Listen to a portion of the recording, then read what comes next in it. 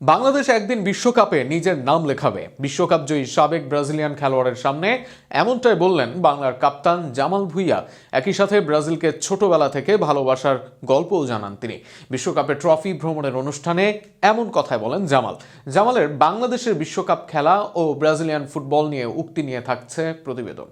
বিশ্বকাপের বাকি ৬ মাস, আগামী দিনে কার হাতে উঠবে এই শিরোপা সেটা নিয়ে চলছে তুমুল আলোচনা। তবে এর আগে এবার বিশ্ব ভ্রমণে বিশ্বকাপ ট্রফি, ৭ কেজির এই ট্রফি নানা দেশ ঘুরে এসেছে বাংলাদেশে। এদেশে এই ট্রফি নিয়ে আসেন সাবেক ব্রাজিলিয়ান বিশ্বকাপ জয়ী তারকা, আর সেই গিলবার্তোর সাথেই বিশ্বকাপ ট্রফির সাক্ষাৎকারে যান বাংলাদেশ ফুটবল দলের অধিনায়ক জামাল ভুঁইয়া। গিয়ে প্রশ্ন জিজ্ঞাসা করেন বিশ্বকাপের শিরোপা নিয়ে, যেখানে জামাল ভেবেছিলেন বিশ্বকাপ ট্রফির ওজন হয়তো কম হবে, তবে আসল ওজন জানার পর চমকে যান তিনি, কেননা ৭ কেজি ওজনের মতো এই ট্রফিটি। একই সাথে টিভিতে বিশ্বকাপ শিরোপা দেখা ও বাস্তবে দেখা যে আলাদা, সেটা এই অনুভূতিটাও জানান জামাল ভুঁইয়া।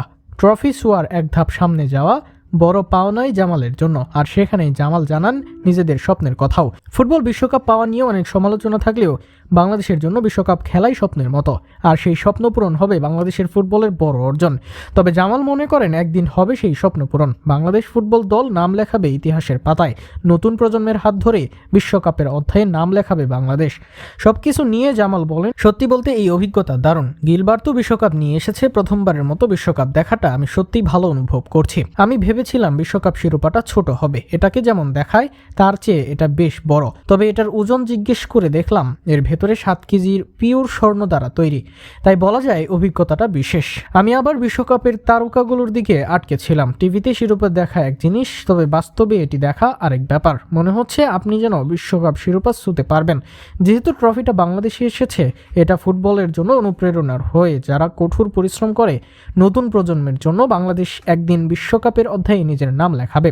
ব্রাজিল দল নিয়েও কথা বলেন জামাল। নিজের সাবেক দেশ ডেনমার্ক বিশ্বকাপ না পেলে ব্রাজিলেই যাক বিশ্বকাপ, এটাই চাওয়া জামালের। এছাড়া রোনালদিনহোকে ঘিরে পেরে ওঠার গল্পও বলেন তিনি। তবে সবকিছু ছাপিয়ে আলোচনায় বিশ্বকাপ দেখে জামালের বাংলাদেশের বিশ্বকাপ খেলার প্রত্যাশার কথা।